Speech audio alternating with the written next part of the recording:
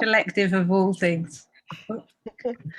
Cool. Thank you, everyone. Thank you, Nancy. Thank you for having me. So I think I've got 20 minutes, so I can talk once I get going. I'm a little bit nervous. Once I get going, you might not shut me up. So you might have to dip in at the end. And I just need to share. Oh, James, can you let me share my screen if it's yours or Nancy? Yep. I've got a few slides for you to help me tell my story. Of course, I pressed the wrong button. And just to say, we'll have a soft close at 8, so if you're happy to go on afterwards, then that's absolutely fine. Okay, thanks, Praveen. Is that how you say it? Praveen, thank you. Okay, all right. Just those.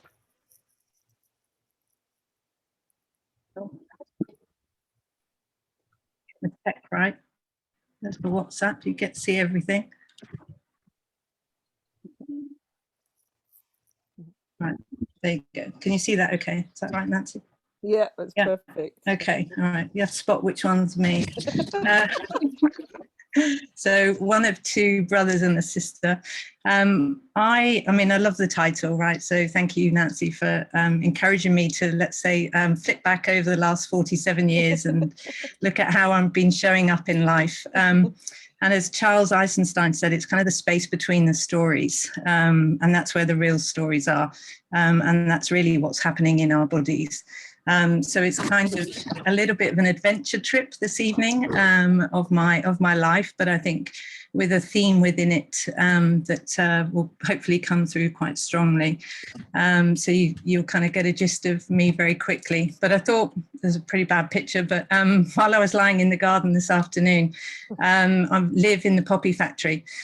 And it really kind of hit me actually that here we are with a poppy, you know, the beautiful red flower, and then the poppy seeds itself. And here we have a kind of a choice, which we're all presented with every moment of every day of, you know, essentially whether to choose the beautiful flower or to choose maybe the poison of the poppy seeds, and what that can bring to us. And you know, as I've got to my 47th year, and really appreciating that, essentially I feel, you know, whether forced into making a choice, which is, as Nancy was saying at the beginning, really listening to the gut and the intuition. And it takes quite a lot of time sometimes for some people to kind of find that in themselves. So, you know, my 20s and 30s were years of, you know, sports and hanging out with the girls and traveling around the world, you know, probably an element of an unconsciousness around hitting the bar far too many times, but also getting a huge amount of joy out of, I guess, those friendships, but also the adventures and the adrenaline of the adventures. I didn't quite appreciate at the time. Sometimes it was a bit like running away. I eventually kind of, I think, have learned to, I guess, find the ordinary or the extraordinary in the ordinary. But it was always something that I would almost go and find, rather than actually being able to kind of sit with myself and really look inside and find my own answers within. So, you know, I guess those years I was working in banking, so I was working for Barclays Bank and Lloyds Bank, and I always felt a bit like a square peg in a round hole. And I never knew really what the answer was. I just knew it didn't feel quite right. And at the time, I guess, was unsure about what else was out there.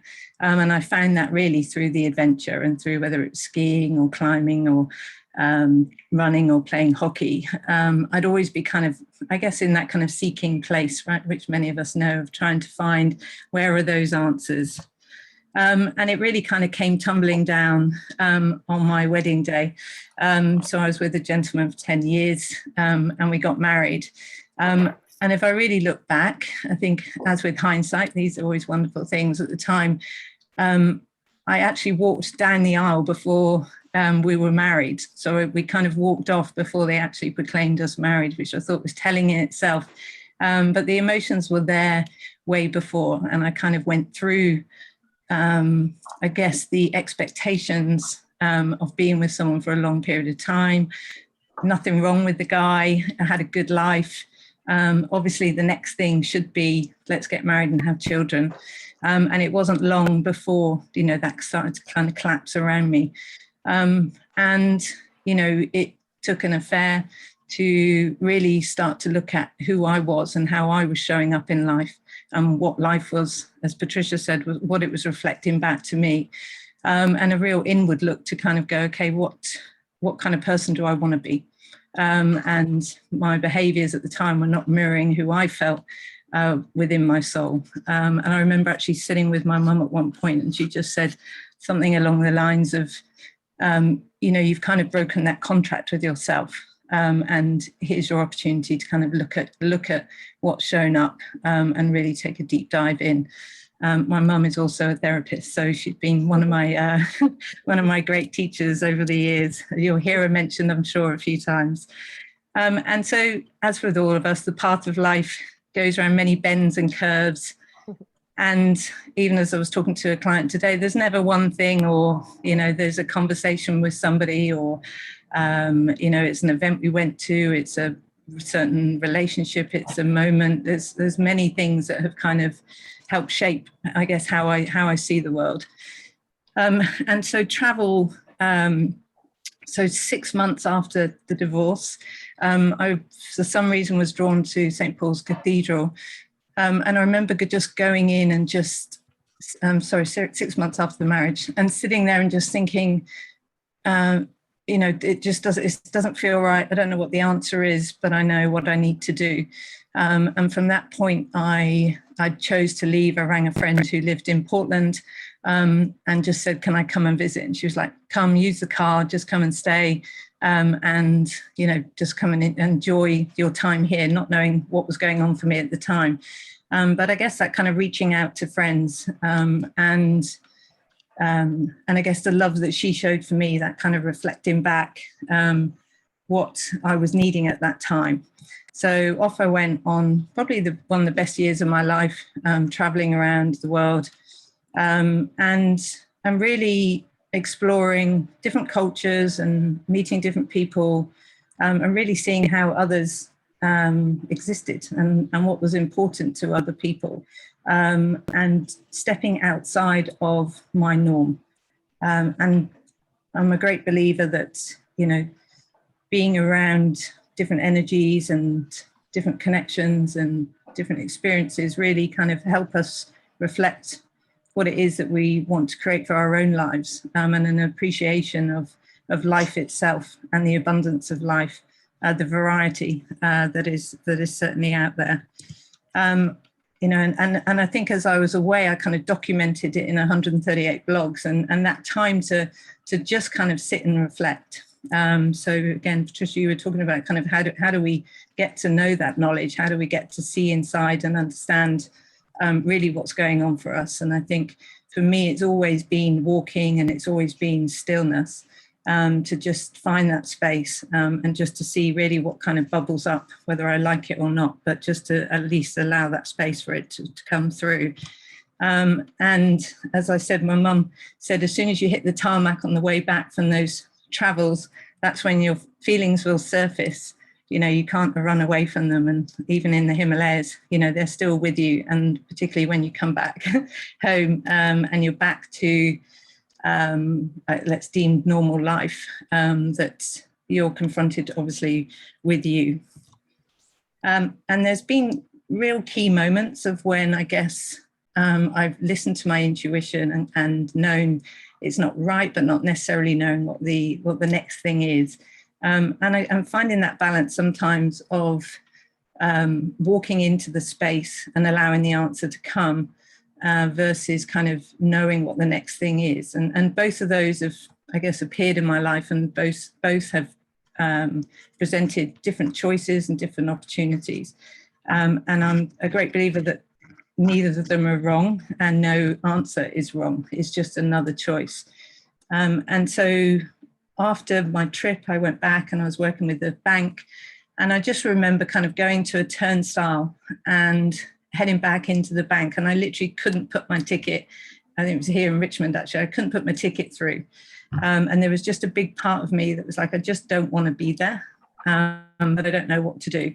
So I did head into Richmond Park, and I went for a long walk, ran my boss and said, you know, I can't come in today. And again, in that kind of quietness, just went, okay, there's something's not right here. You've known it's not right. So it's just time to go. And I picked up a great book called That It. And I think I divulged it in, you know, 12 hours or something, and was just like, okay, just go, time to go. So one of the places that I was drawn to was Everest. And I think it's the first place, I guess, that I've felt much more connected to something bigger. So in the expansiveness of the incredible Himalayas and the you know, the magnitude, I guess, of the mountains, the incredible beauty of not only the physical space, but the people there as well.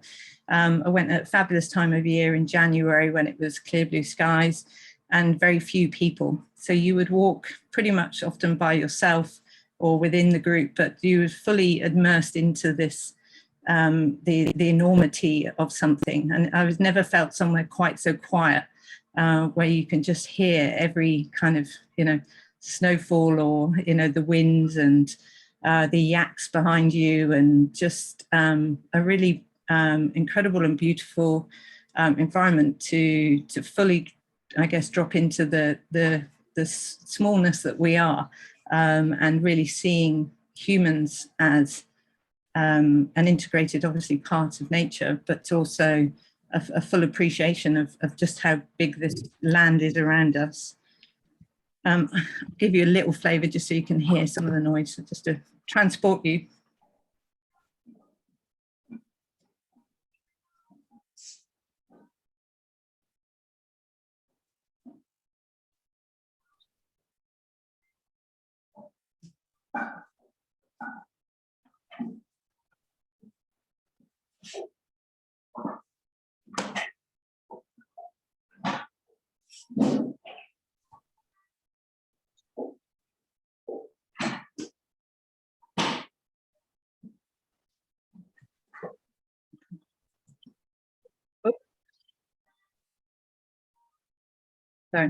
So I think even, you know, the fact that you can just see Everest. The amazing thing is, as you walk up, you kind of, I had in my head that I'd be able to see Everest all the way up, but it's quite an incredible meander. So as you go around all these absolutely huge mountains, you get glimpses of Everest every now and again. And it's kind of like, you know, the pot of gold that you're trying to get to.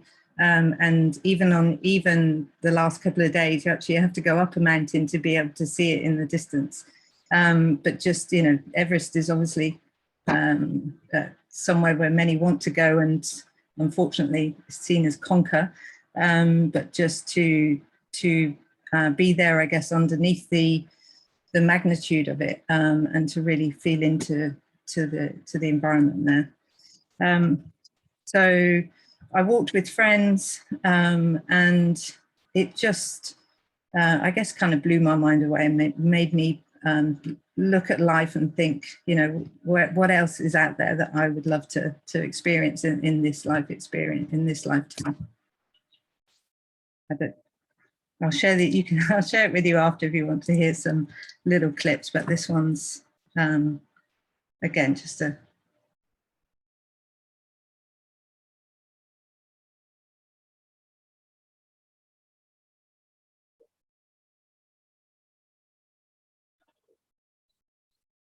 you can see how heavy you need to breathe. The air is so thin up there. It's quite a challenge to walk. So we, as I said, we kind of met some incredible people, and you know, everything from kind of monks, the Sherpas who guided us on our way, and the group of people that we walked with, and it kind of just opened my eyes to, I guess, looking at it all a little bit differently. And then when I returned, I was like, well, okay, what's next? Where else would I love to experience? And so I kind of headed out on a boat, which is called a Clipper Around the World adventure race. And the race itself goes around the world. And I picked it up in Australia, and then sailed to China. 18 people on a boat. It's an intense experience. And it gives you, again, a different way to really tap into to the self, in the sense that being with that many people on a boat is pretty challenging, in the sense of you trying to find an equilibrium and the best way for the team ultimately to work together. But you also have a huge amount of quiet time. So I would sit for hours and hours on end. On a watch, often you could be up for kind of 4 hours. And sometimes with no wind, you would be just sitting, staring out at a flat sea. And you'd be sitting just, I guess, for the first time for me to actually drop into almost like the ocean itself and find a meditative space where 4 hours you could pass in what felt like an instant. And so finding that kind of contrast between the meditation and the being on your own, even with people, then versus actually the group dynamics and sitting amongst others and finding a way for the boat to work, finding a way for you to collaboratively kind of come together and be the best kind of support that you can for each other. You know, there's no way of getting off the boat. And I think when I first arrived and I hadn't quite appreciated to ring home and go, I'm going to sea for, 50 days, what that experience might actually feel like. So there's no, if you're feeling a bit low or you're feeling like you're struggling and you just don't want to be on there is absolutely nowhere to go, right? So you have to find the strength, I think, within to kind of manage those emotions and the roller coaster, but also to be able to support each other, because ultimately we're all going to go through that kind of ride of emotions as we're out at sea. That's not like the view from the boat. So if you get a kind of sense of what it's like, at least at a race start, when you see lots of boats around you, and then actually as you kind of go out to sea, you might not see anyone near you for days on end.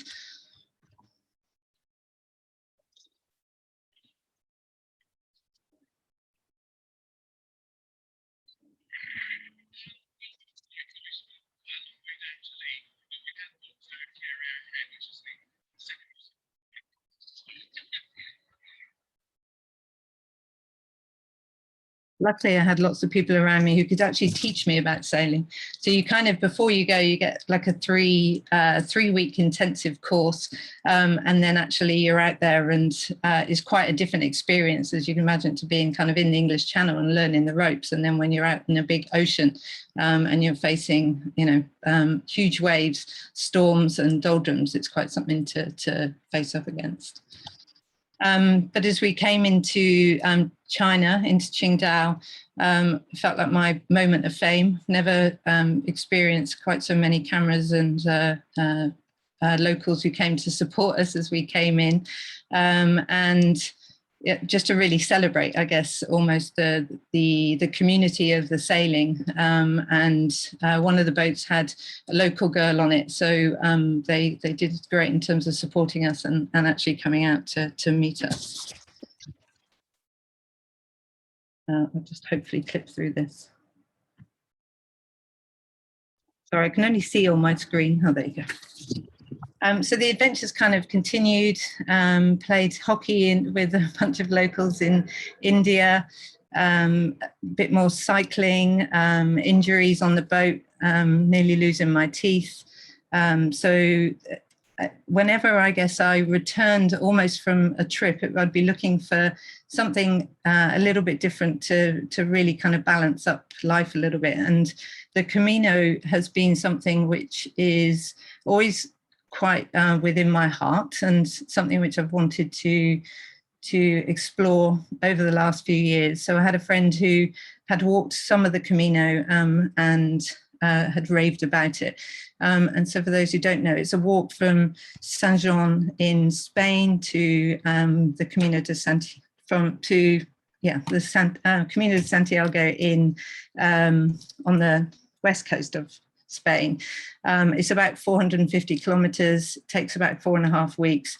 And it's a beautiful kind of meander, which people take it at their own paces. It's a pilgrimage walk. You tend to, literally walk, sleep, eat, drink some wine, meet lots of people from all around the world. and really, I guess, slow down, and there's no way you can disappear to. You have to take life very much at that pace. You can kind of rush off and get to the next place to get a bed, and often there are kind of bed hoppers who are worried about not getting a bed for the night, so they might disappear and get up really early and get there. But the way I kind of enjoyed it most was to simply just see who would show up.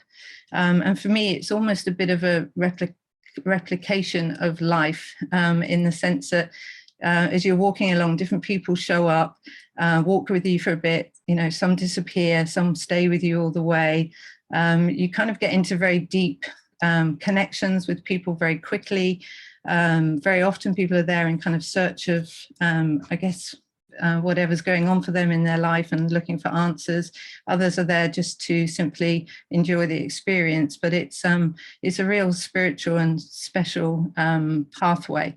Not at least because of the history of it, but also just what draws people there. I've been 3 times. I've yet to finish it. So at some point there'll be another trip back, but not quite yet. I'll hopefully click on past the video. But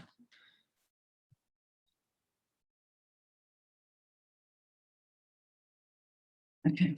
And so through the travels and the searches, I arrived back in London on one of those flights and kind of went, okay, what's next? I guess I felt an element of a slight emptiness around myself and who I really wanted to be.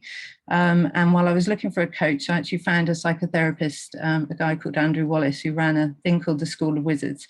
And so as with all these things, it was kind of a synchronicity of calling him saying, come over now, me going over, sitting for a few hours with him, and felt very naked and exposed as I walked into the room. And he kind of said, just, you have all these choices, Carmen, but at the end of the day, they won't quite fulfill you. And so there's an element, I'm going to call you kind of Carmen at confused.com, which obviously I was really flattered about. So he said, well, let's strip you back. So come along to the School of Wizards for the next 2 years. And so I did. I signed up pretty quickly, and I was back there for a weekend, a month for 2 years with this group of women. And it literally was magic happening in the room. I know most of you do this kind of work, so you'll appreciate it. But, you know, stepping into a safe space, working with amazing practitioners, and just ultimately working with what's there. And so really kind of lifting the lid of the shadow and the self, and really exploring kind of underneath it, the essence of being a human.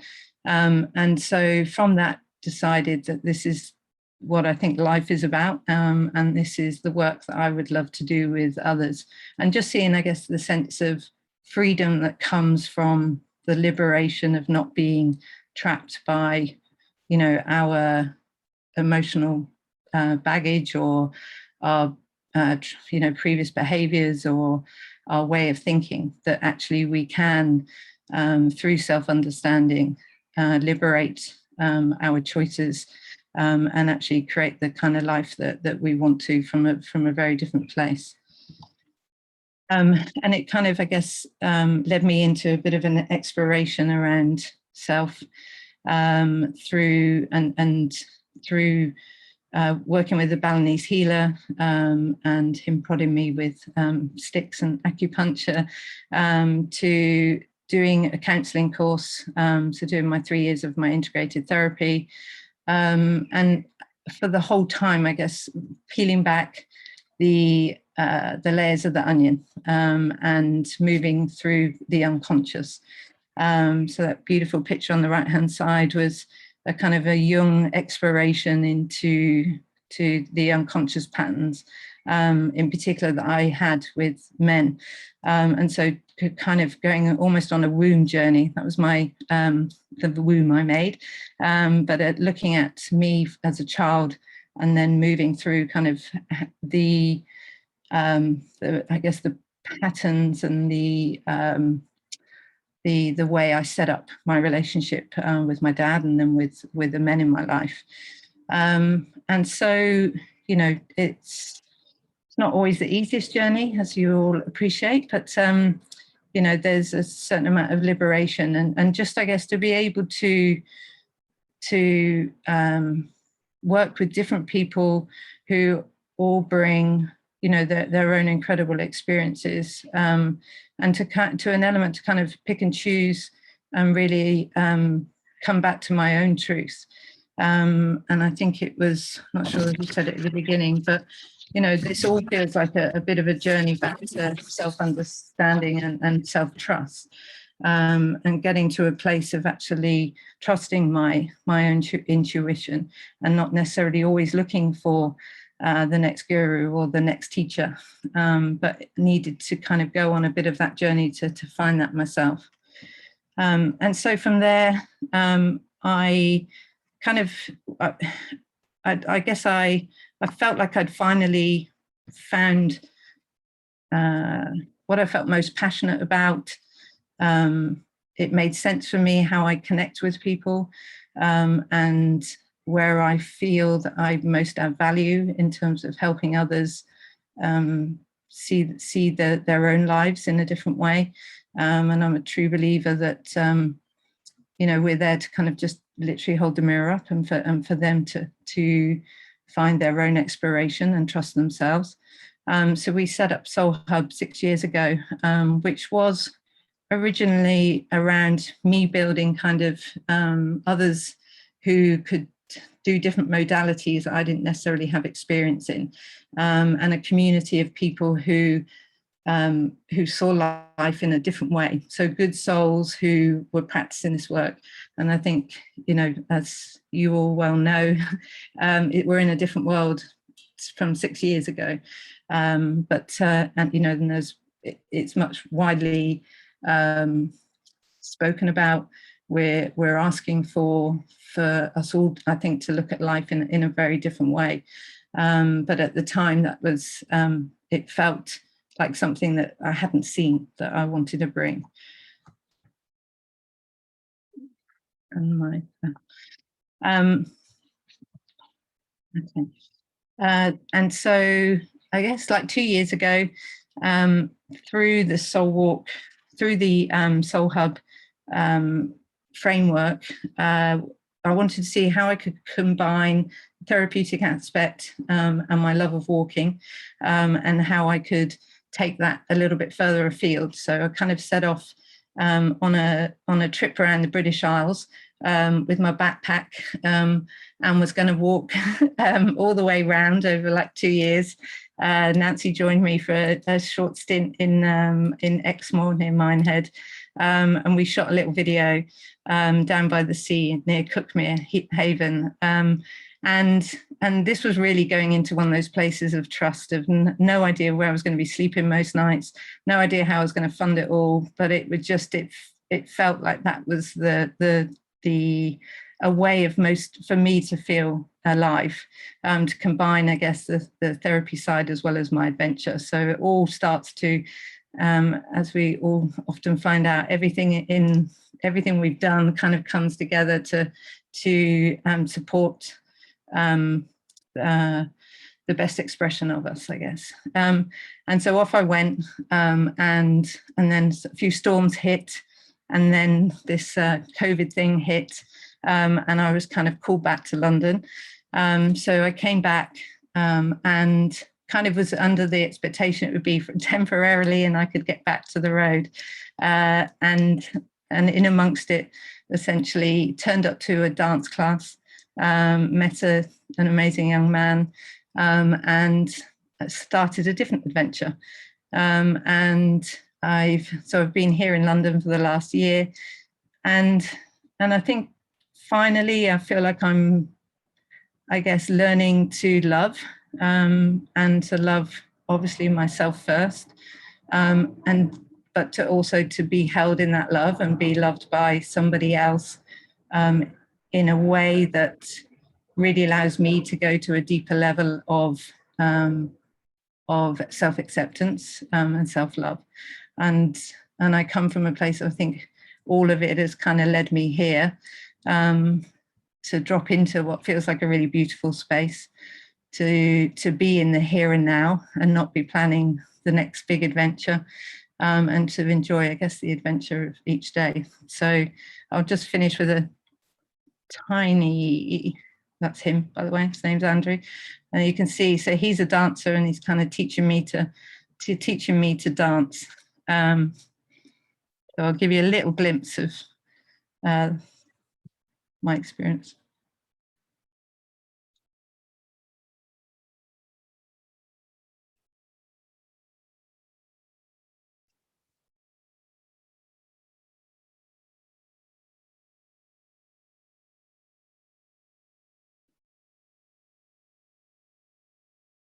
Anyway, that was in January, so I've got a little bit better since then. But essentially, yeah, I think, yeah, learning to dance with life, I guess, and all the adventures that it brings. So that's how I feel like I'm showing up in life. Thank you. Beautiful, Carmen.